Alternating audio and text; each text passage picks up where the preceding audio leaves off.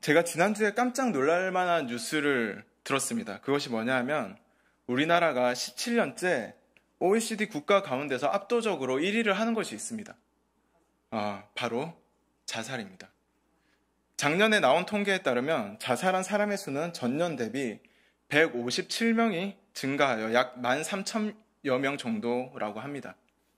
이는 하루에 35.6명 정도가 죽어가고 있고 시간당 1.5명이 자살로 생을 마감하고 있다는 이야기입니다. 자살하는 가장 큰 원인은 우울증이라고 하는데 우리나라는 팬데믹 시대를 지내면서 불확실한 현재와 미래에 대한 현대인들은 초조하고 우울함을 느끼고 있다고 합니다. 건강보험심사평가원에 따르면 작년 우울증 환자는 93만 3,500여 명이고 약 50명 중 1명꼴로 우울증을 겪고 있다고 합니다. 전년에 비해 7.8%가 더 늘어난 숫자라고 하고 5년 전에 비해서 35%나 늘어났다고 합니다. 대한민국이 이런 상황인데 우리 크리스찬들은 그리고 주님의 길 교회 성도님들은 어떠하십니까? 매일매일 행복하십니까? 평일에 열심히 일을 하고 주일에 와서 교회에서 열심히 말씀으로 회복하시고 계십니까? 아니면 사역과 봉사로 지쳐 있으십니까? 기쁨과 감사가 넘치는 주일이어야 하는데 우울과 부담감과 그리고 어려움으로 주일을 보내시고 계신 건 아니십니까? 매주 하나님의 말씀으로 회복하시는 주님의 길 교회 성도님들이 되시길 바랍니다. 저의 친가는 전라도에 있습니다. 전라도 정읍의 산 구석에 있는 산회면 용머리라는 곳입니다. 그곳에 작은 교회가 하나가 있습니다. 저희 집에서 저 혼자 예수를 믿습니다. 그래서 가족들과 시골에 갔다가 그 주일에 그 조그마한 교회를 혼자 가본 적이 있습니다. 그 친척집에서 30분 정도를 걸어가야 되는데 가는 길이 좀 험했습니다. 그래서 꾸불꾸불한 길을 가다 보면 어느 때는 교회가 살짝 보이다가 또 지나가면 교회가 안 보이고 또 이렇게 나오면 교회가 보이고 또 지나가면 또 안 보입니다. 언덕을 올라가면 교회가 막 보이다가 언덕을 내려가면 교회가 안 보이고 언덕을 올라가면 교회가 보이고 언덕을 내려가면 교회가 안 보입니다. 결국 그 교회에 도착을 해야지만 그 교회를 볼 수 있는 것입니다. 신앙도 이와 같은 것 같습니다. 오르막길이 있으면 내리막길이 있습니다. 신앙이 정말 좋을 때가 있으면 반면에 정말 안 좋을 때도 있다는 말입니다.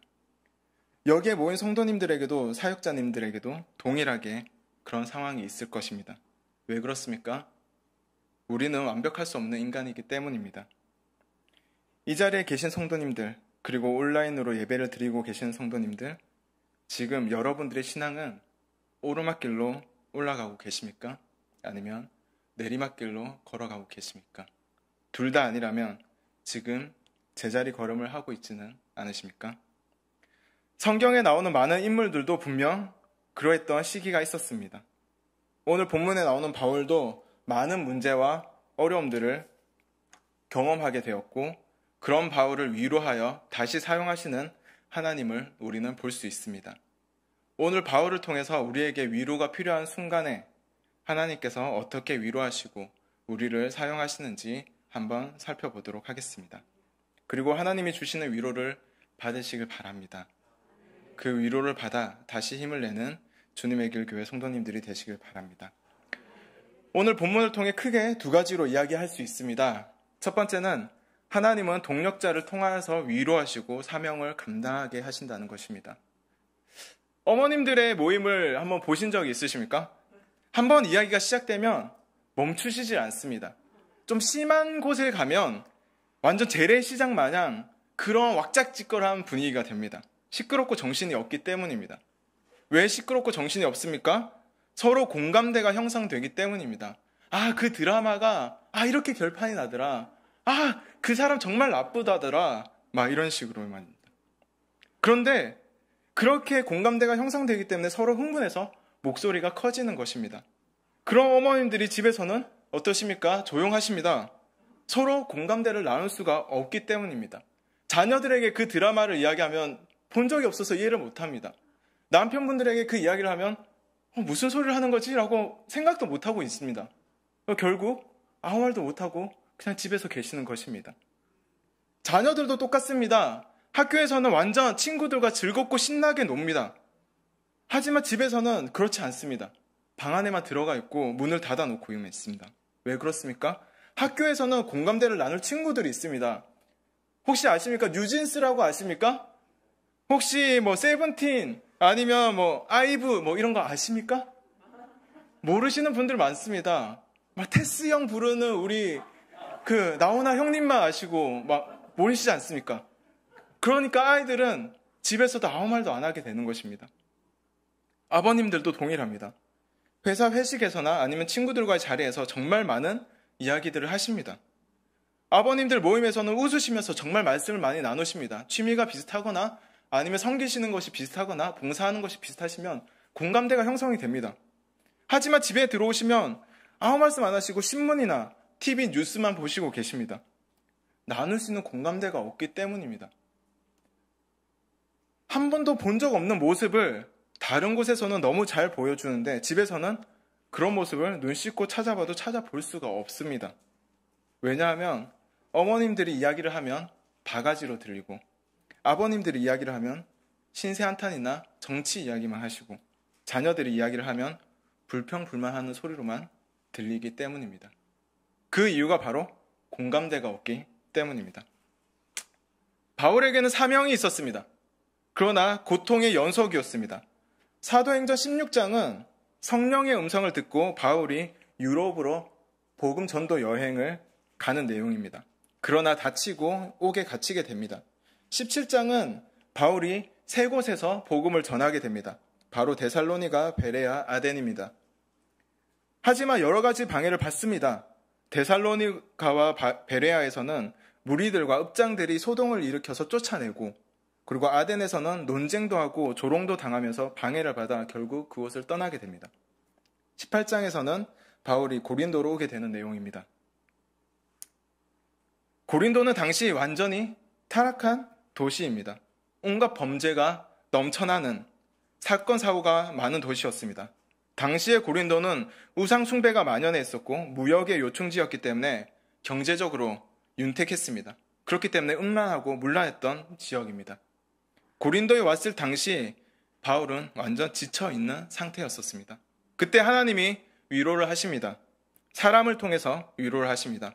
사도행전 18장 1절에서 3절 말씀입니다. 제가 한번 읽어드리겠습니다. 그 후에 바울이 아덴을 떠나 고린도에 이르러 아굴라라 하는 본도에서 난 유대인 한 사람을 만나니 글라우디오가 모든 유대인을 명하여 로마에서 떠나라 한 고로 그가 그 안에 브리스길라와 함께 이달리아로부터 새로 온지라. 바울이 그들에게 감에 생업이 같으므로 함께 살며 일을 하니 그 생업은 천막을 만드는 것이더라. 하나님은 동력자를 만나게 하시어서 위로를 하십니다. 바로 브리스길라와 아굴라 부부를 만나게 됩니다. 쫓겨온 자의 마음을 압니다. 그 심정을 압니다. 같은 상황을 겪은 이들이 서로의 마음을 압니다. 더군다나 또 업이 같다고 합니다. 같이 일을 하는 것이 같다는 것입니다. 이만큼 서로의 마음과 상황을 이해해 줄 수 있는 사람이 또 어디에 있겠습니까? 같이 일하면 대화도 점점점 많아지게 되겠죠. 시험에서 1등하는 친구들의 마음을 압니다.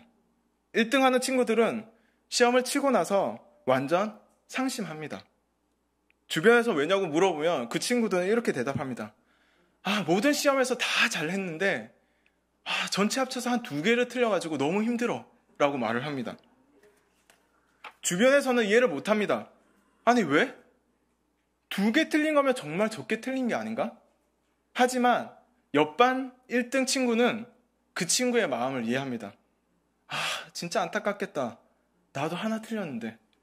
괜찮아? 뭐 이렇게 물어보죠. 그렇게 위로를 서로 합니다. 다 맞출 수 있는 시험을 2개나 틀렸다는 것에서 오는 안타까움입니다. 꼴등하는 친구는 꼴등하는 친구들의 마음을 압니다. 와, 이번 시험에 평균 30점이나 맞았어 라고 말을 합니다. 평균 30점이 뭐라고 그렇게 좋아하겠습니까? 하지만 옆반 꼴등은 그 친구의 마음을 이해를 합니다. 우와, 좋겠다. 난 28점 맞았는데. 축하해. 막 이렇게 말을 합니다.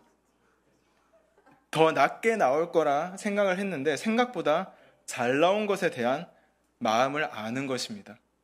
그래서 축하를 해줍니다. 하나님은 때론 사람을 통해서 위로하십니다. 사람을 통해서 위로하실 때 하나님은 하나님의 사람을 붙여주십니다. 사도행전 16장 14절을 보면 두아디라시에 있는 자색 옷감 장사로서 하나님을 섬기는 루디아라 하는 한 여자가 말을 듣고 있을 때 주께서 그 마음을 열어 바울의 말을 따르게 하신지라 라고 말을 합니다. 하나님이 사람을 붙여주시는 것입니다. 또 그 사람의 마음을 열어주십니다. 그렇게 순종하는 자를 보내주십니다. 순종하게 하는 마음을 주십니다. 순종하는 사람을 붙여주심으로써 바울을 위로해 주셨던 것입니다. 뿐만 아닙니다. 로마서 16장 3절에서 4절을 보면 너희는 그리스도 예수 안에서 나의 동력자들인 브리스가와 아굴라에게 문안하라. 그들은 내 목숨을 위하여 자기들의 목까지도 내놓았나니 나뿐 아니라 이방인의 모든 교회도 그들에게 감사하느니라 라고 말을 합니다. 순종하는 사람, 순종하는 마음뿐만 아니라 목숨까지도 걸어줄 사람을 만나게 되는 것입니다. 하나님은 그런 동력자들을 붙여주심으로써 위로를 해주십니다. 그리고 다시 일할 수 있는 힘을 주시는 것입니다. 지금은 조금 힘들더라도 힘을 내시기 바랍니다. 그리고 다시 일할 수 있는 힘을 주시는 그 하나님을 경험하시길 바랍니다. 곧 만나게 될 것입니다. 하나님이 예비하신 하나님의 사람들을 통하여서 회복해 하실 것입니다. 그리고 다시 일으켜 세우실 것입니다. 위로해 주실 것이고 다시 감당할 수 있는 힘을 주실 것입니다. 하나님께서 보내주시는 동력자를 통하여서 위로를 받고 사명을 감당하게 되실 줄 믿습니다. 두 번째는 하나님은 말씀을 통해서 위로하시고 사명을 감당하게 해주신다는 것입니다. 사도행전 18장 5절에 보면 실라와 디모데가 마게도냐로부터 내려오매 바울이 하나님의 말씀에 붙잡혀 유대인들에게 예수는 그리스도라 밝히 증언하니 라고 말을 합니다. 바울은 예수가 그리스도라 담대히 전파합니다. 그런데 그 이후에 어떤 일이 일어납니까? 18장 6절에 보면 그들이 대적하여 비방하거늘 바울이 옷을 털면서 이르되 너희 피가 너희 머리로 돌아갈 것이요 나는 깨끗하니라 이후에는 이방인에게로 가리라 하고 라고 말을 합니다. 여기서 옷을 턴다는 것은 상대를 하지 않겠다는 것입니다. 머리로 돌아간다는 것은 심판이 있을 것이라는 것을 말하는 것입니다. 유대인을 떠나 이방인에게 갈 것이라는 것은 바울이 그만큼 힘들어서 다른 곳으로 가겠다는 것입니다. 하나님의 일을 감당하던 바울이 하나님께서 주신 사명을 가지고 정말 열심히 복음을 전하던 바울이 얼마나 힘이 들었으면 얼마나 대적하는 사람들이 많고 비방을 받아 마음이 상했으면 이런 말까지 했겠습니까?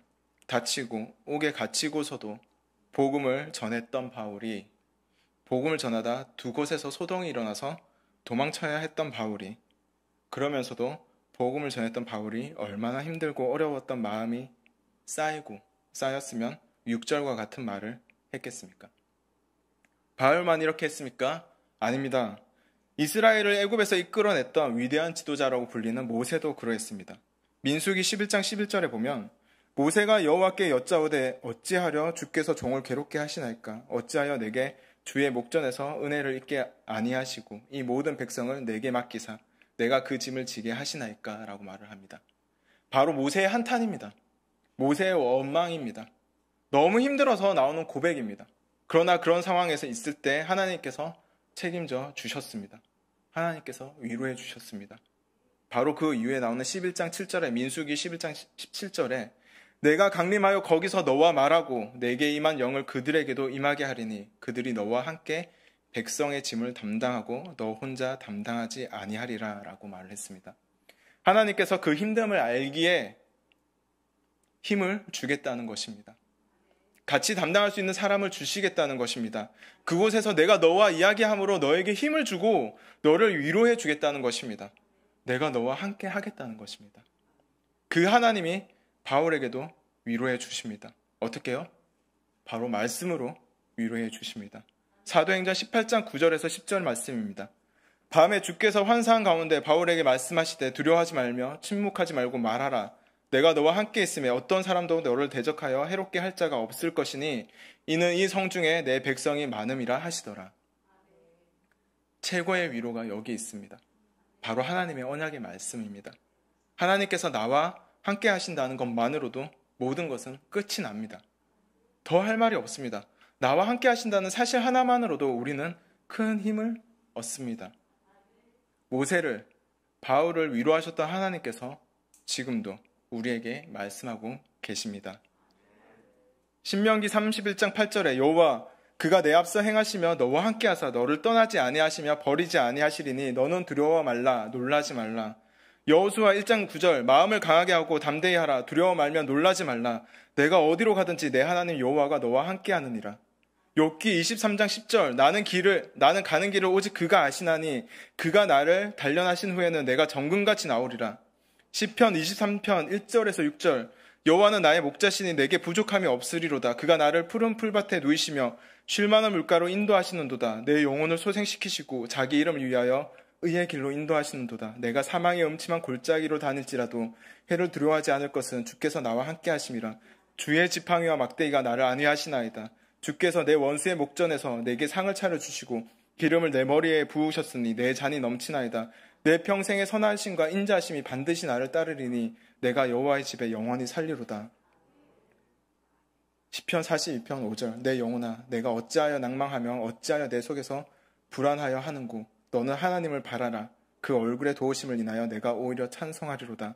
시편 94편 18절에서 19절 여호와여 나의 발이 미끄러진다고 말할 때 주의 인자하심이 나를 붙드셨사오며 내 속에 근심이 많을 때 주의 위안이 내 영혼을 즐겁게 하시나이다. 이사야 40장 31절 오직 여호와를 앙망하는 자는 새 힘을 얻으리니 독수리가 날개치며 올라감 같을 것이요 다른 박질하여도 곤비하지 아니하겠고 걸어가도 피곤하지 아니하리로다.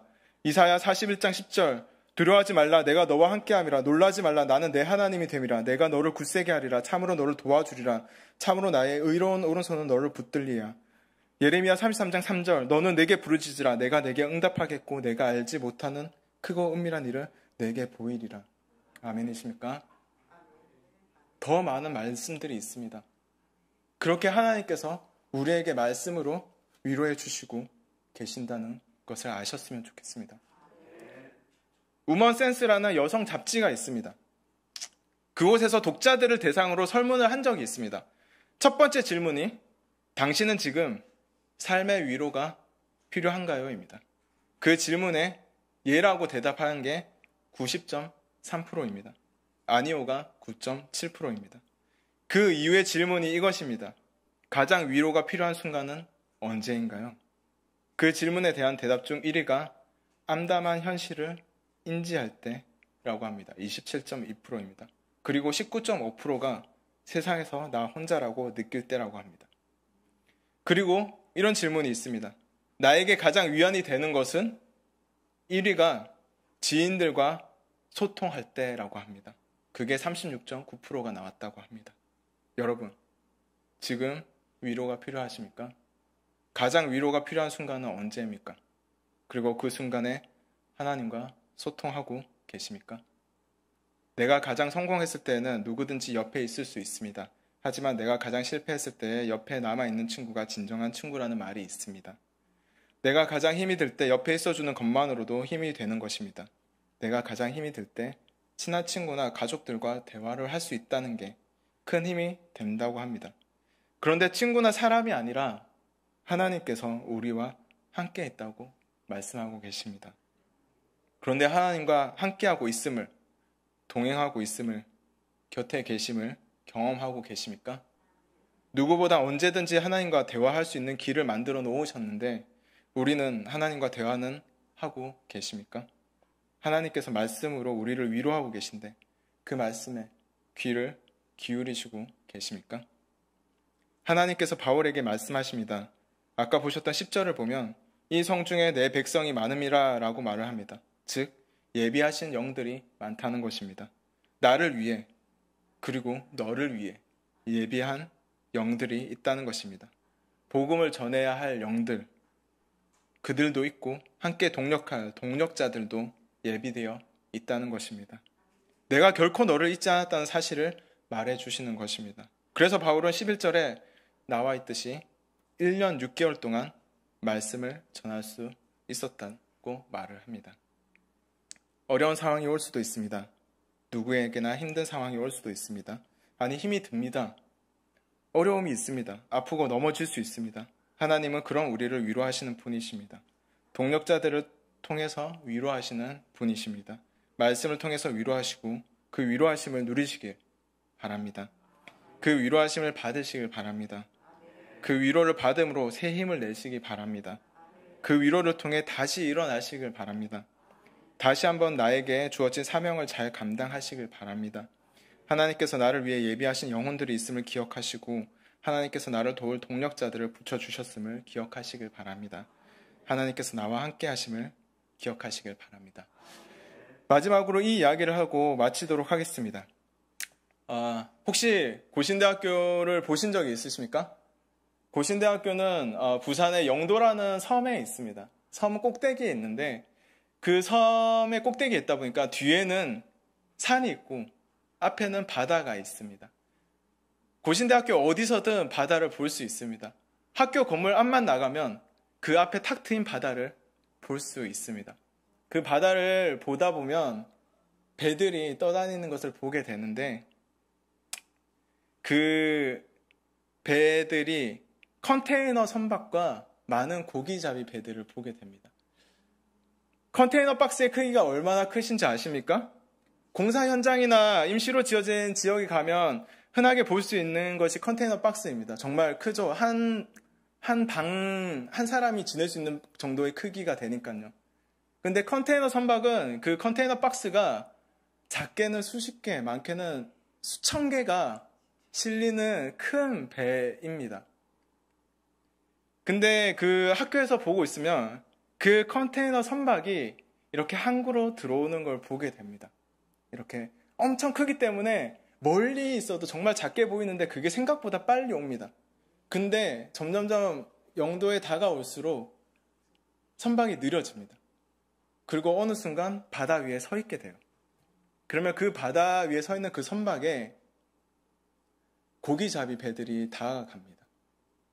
고기잡이 배들이 다가가면 그 선박 옆에 붙습니다. 그럼 선박에서 사다리가 내려와요. 그러면 그 고기잡이 배에 있는 사람이 그 사다리를 타고 선박에 올라가게 됩니다. 왜 그런지 아십니까? 컨테이너 선박이 엄청 크지 않습니까? 그만큼 엔진도 프로펠러도 너무 큽니다. 한번 돌아가면 생각보다 많이 나가게 됩니다. 그렇기 때문에 그 바다, 영도에 있는 그 바다의 조류와 그 다음에 그 바다의 길을 모르는 사람들이 많습니다. 그 고기잡이 배들이 올라가서 대신 키를 잡아줍니다. 그리고 그 선박 옆에 수많은 고기잡이 배들이 붙습니다. 왜냐하면 그 선박을 밀기 때문입니다. 조금씩 밀어서 결국 안전하게 도킹을 시킵니다. 그 다음에 작업이 이루어집니다.